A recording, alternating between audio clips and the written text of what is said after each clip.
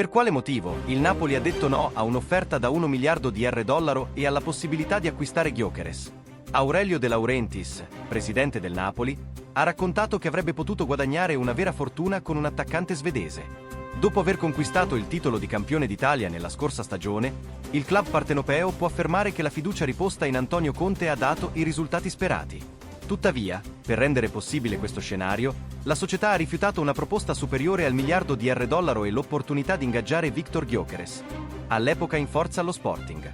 In un'intervista concessa al Corriere della Sera, De Laurentiis ha svelato che durante 2024 il Paris Saint-Germain gli ha proposto 200 milioni di euro, circa 1,2 miliardi di dollaro, per acquistare sia Victor Osimhen che Kvicha Kvaratskhelia.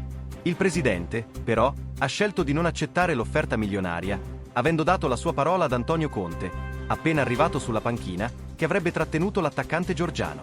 Se non avesse preso quell'impegno con l'allenatore, De Laurentiis aveva già pianificato di puntare sull'acquisto dello svedese Gyökeres. Con il mancato accordo con il PSG, Kvaratskhelia è rimasto a disposizione del Napoli nella prima parte della stagione. Anche se aveva espresso la volontà di cambiare squadra, l'attaccante di 24 anni ha avuto un ruolo chiave nella conquista dello scudetto. Tuttavia, la sua permanenza in Italia era destinata a concludersi. Con l'apertura del mercato di gennaio, il trasferimento al PSG è diventato realtà. Il club francese ha versato 70 milioni di euro, circa 436 milioni di dollaro all'epoca, per assicurarsi il georgiano.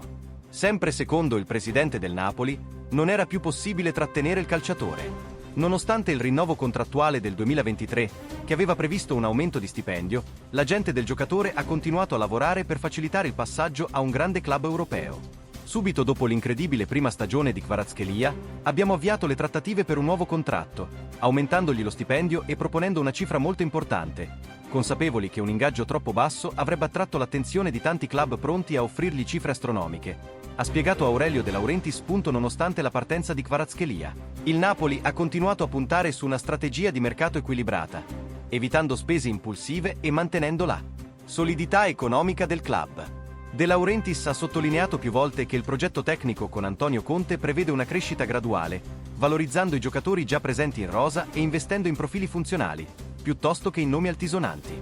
Il mancato arrivo di Viktor Gyökeres, quindi, non è stato visto come un'occasione persa, ma come una scelta ponderata. L'attaccante svedese era stato effettivamente valutato dalla dirigenza, ma il suo costo elevato e le condizioni richieste dallo Sporting hanno portato il Napoli a desistere. Inoltre, il club ha preferito non compromettere la stabilità dello spogliatoio, inserendo un elemento nuovo in un momento così delicato della stagione. Nel frattempo, Victor Osimhen ha assunto un ruolo ancora più centrale nel progetto tecnico di Conte. Nonostante le tante offerte ricevute per il nigeriano, De Laurentiis ha sempre ribadito la volontà di costruire la squadra attorno a lui. Il rendimento del centravanti ha giustificato questa scelta. I suoi gol e la sua leadership in campo hanno contribuito in maniera decisiva alla corsa verso il titolo. Para mais informações, gli azzurri curti se iscreva e ativa notificações.